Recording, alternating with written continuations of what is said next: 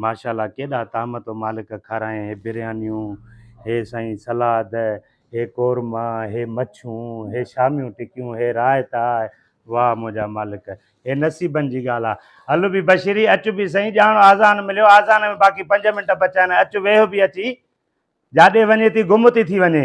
अचो हाणे जान छॾाए। अहिड़ी है क़िस्मत मौसमी फ्रूट उठ मामा गोगड़ूं साई लकड़ पटे दे घर दे थाव पिया थी ये त चटे दे वाह वाह चोबा पंहिंजो वञी कान हेॾे काॾे थी खाए चरी थी मथो ख़राब थियो थी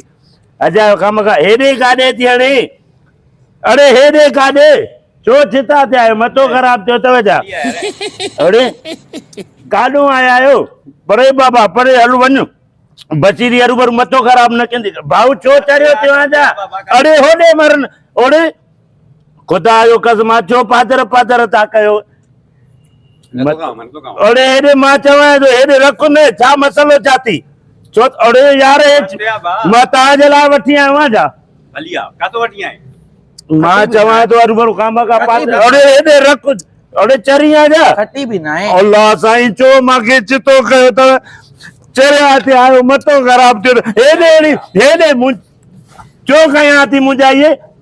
खाइण जी शइ खाईंदासीं अल्लाह साईं मां कहिड़ो पासी हुयमि काॾो ॿ जानता मुंहिंजे खीचे पइजो ई नीड़ घणे किलोमीटर आहे बि का आ सीजन जी आ न मिले तव्हां आया छो आहियो खाइण खाइण आया आहियो अलाए काॾो बुखा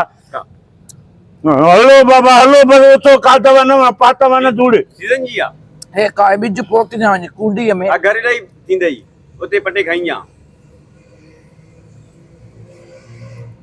नारंगी भली ॾींहं दादा बस पेट भरजी वियो नारंगी भली के को अथई हलऊं मां खाधई पाव कम थी ॿियो फ्रूट काथे खाऊं ॾिसूं था हलो उनो कोन कोई ॿिया बि खोड़ वेठा आहिनि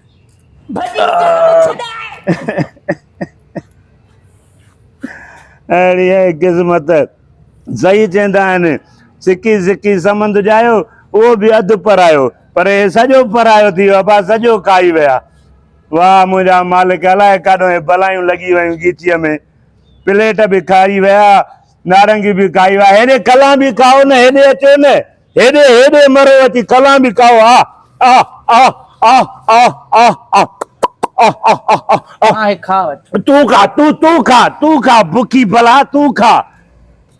पाड़न पटियाव लाइ काॾो आया आहियो हलो अञा बीठा आहियो ना आहे बाबा ना आहे ॿियो फ्रूट आहे छा